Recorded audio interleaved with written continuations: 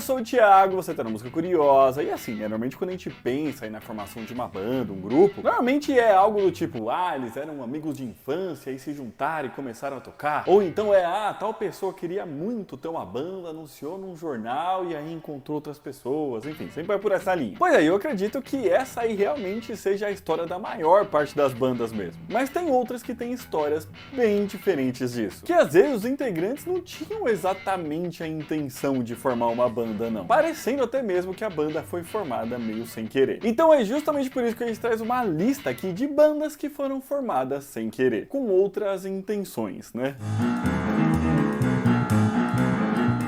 Bom, vou começar essa lista aqui com um caso bastante curioso aí de formação de uma banda e que eu acho que é a maior história que a gente vai contar aqui nesse vídeo, tá? Então já vou começar com ela. Você conhece a história de como o Sex Pistols, a banda punk mesmo lá dos anos 70, foi formada? Pra quem não sabe, ela meio que foi feita ali pra ser uma espécie de propaganda pra uma loja de roupas, você sabia? Vou explicar já.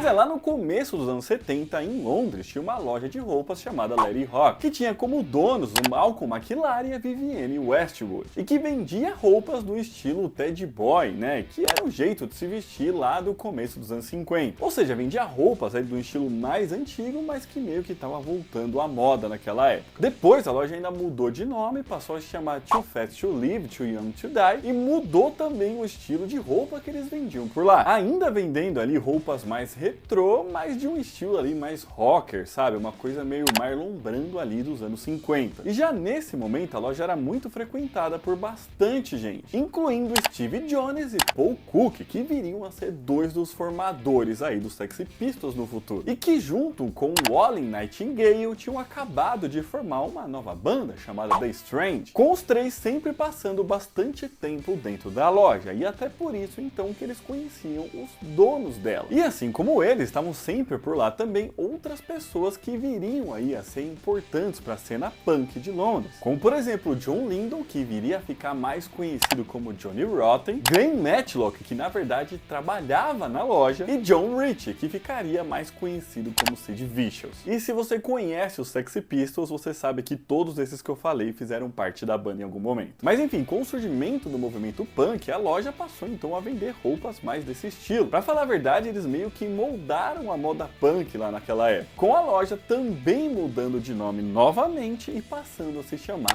Sexy. Então, pegando aí o que vai rolar? Bom, então vamos chegar nessa parte logo, né? Já enrolei demais. Quando chegou ali mais ou menos na metade dos anos 70, os caras lá da banda The Strange falaram com o Malcolm McLaren, que era o dono da loja, para que ele se tornasse um tipo de empresário deles, que topou e tal. Na verdade, nesse momento ele não levava muito a sério, não. Ele só pagava ali um estúdio onde eles pudessem ensaiar e tudo mais. Porém, foi em 1975 que, inspirado ali na cena punk dos Estados Unidos, ele decidiu investir mais numa banda punk de Londres. E assim ele começou a dar mais atenção aí ao The Strange, que já tinha passado a fazer ali algumas poucas apresentações, tá? Nada muito relevante. Mas para poder investir mais, ele pôs ali como condição a saída do Wally Nightingale e colocou na banda o Glenn Matlock e o Johnny Rotten, que tinha mais ali aquele visual que ele queria pra banda, se aqui vocês me entendem. E ainda mudou o nome da banda, tá? De The Strange para Cutie Jones and the Sex Pistols, usando então esse nome para fazer propaganda da sua loja Sexy, onde os integrantes dela também usariam roupas que eles vendiam por lá. Enfim, mas resumindo aqui agora, depois disso tudo, eles tiraram lá o Cutie Jones, né, deixaram só o Sex Pistols, criaram toda a identidade visual da banda e logo passaram a fazer shows. A princípio ainda financiados lá pelo dono da loja Sexy, né, e depois o resto disso é história. No final, apesar de a ideia inicial ali ser a banda divulgar uma loja de roupas, ela acabou ficando muito maior que isso, né?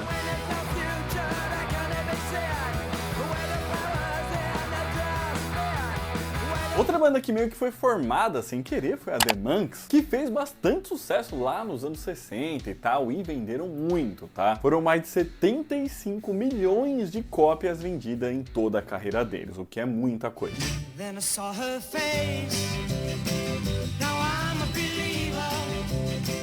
Acontece que essa banda foi formada de um jeito curioso, tá? Afinal, antes dela virar uma banda de verdade, ela era uma banda fictícia. Isso porque ela foi formada no ano de 1965 pela rede de TV dos Estados Unidos, NBC, somente para aparecer numa série de televisão de comédia chamada justamente The Monkees. Era uma série meio que mostrando ali o dia a dia de uma banda na época, era uma banda fictícia mesmo. Se tratavam de atores que sabiam tocar instrumentos. E a série ficou no ar de 1966 até 1968 e ainda ganhou um filme, tá? Acontece que a série fez tanto sucesso, inclusive ganhando prêmio e tudo mais, que a banda mesmo passou a se apresentar e a gravar discos com os integrantes dela então, depois que acabou a série, saindo da NBC e passando a procurar por gravadoras, se afiliaram a gravadoras. E assim se tornaram uma banda real, que não tinha mais ligação nenhuma com a tal série de TV. E dessa forma eles seguiram em sua carreira musical por décadas, tá? Entre pausas e voltas. Pra vocês terem uma ideia, o último disco de estúdio lançado por eles foi em 2016, com a banda se encerrando em 2021, que foi o ano que morreu o último integrante dela, tá? Atualmente já todos morreram, mas os integrantes sempre continuavam se apresentando, mas agora já não tem mais nenhum pra continuar esse legado, né?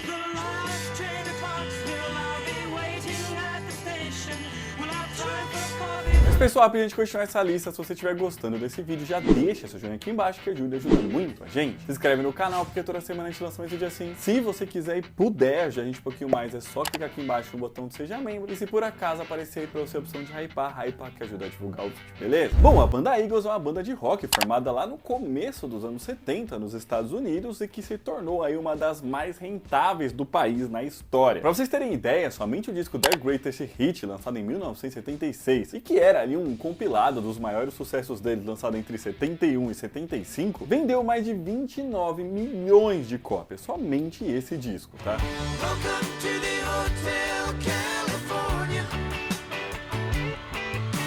Acontece que essa também foi uma banda aí de certa forma montada sem querer, pelo menos pelos próprios integrantes dela, né? E tudo começou em 1971, quando a cantora Linda Ronstadt, que já fazia sucesso naquela época, contratou o Glenn Frey e o Don Henley para ser sua banda de apoio ali em suas apresentações. E alguns meses depois, mas ainda nesse mesmo ano, ainda contratou o Randy Meisner e o Benny Lida para uma turnê ali que ela faria no verão daquele ano. Porém, a Linda começou a ver que os quatro juntos ali tinham uma grande capacidade musical e passou a incentivá-los, tá, a deixar de ser apenas uma banda de apoio e passassem a ser uma banda independente, né, uma banda deles mesmo. Com eles então, depois de um tempo, sendo convencidos aí de que essa realmente poderia ser uma boa ideia. Falaram então com a gravadora Zilum Records, que topou o projeto, e assim já logo em 1972 eles lançaram o primeiro disco deles, que foi chamado Eagle mesmo. E já conseguiram fazer bastante sucesso já nesse momento aí, provavelmente até mais que a própria Linda Ronstadt, tá? E a partir daí então eles bombaram absurdamente, né?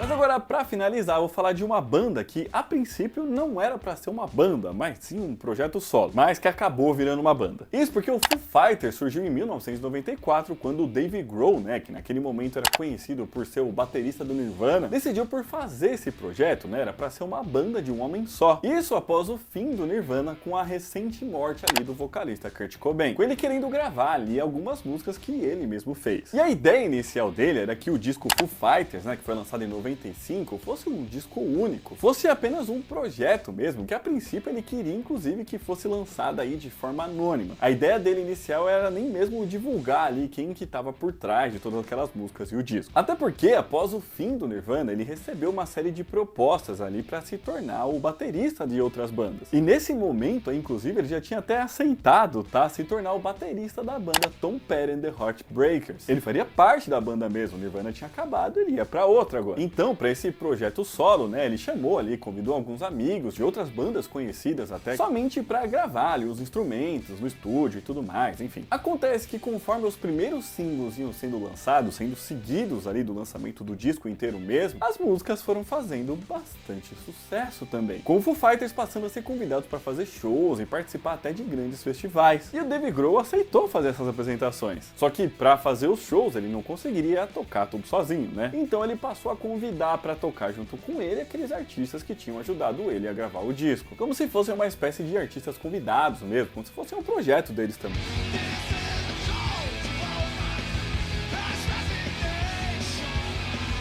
E assim, então, vendo todo esse sucesso, surgiu a ideia de fazer um segundo disco com o Foo Fighters, novamente com todas as músicas sendo feitas aí pelo Dave Grohl. Acontece que alguns desses artistas que gravaram esse disco não quiseram continuar na banda, né? Eles tinham seus próprios projetos, mas outros toparam continuar e viraram membros oficiais do Foo Fighters a partir daí. Um dos que saiu foi o baterista William Goldsmith, que era originalmente da banda Sunny Day Real Estate, sendo nesse momento então substituído pelo baterista Taylor Hawkins, né? Que foi o outro aí que virou uma espécie de rosto ali do Foo Fighters junto com o Dave Grohl. E a partir daí, então, a banda foi lançando discos e músicas e fazendo história até ficar do tamanho que eles são hoje em dia.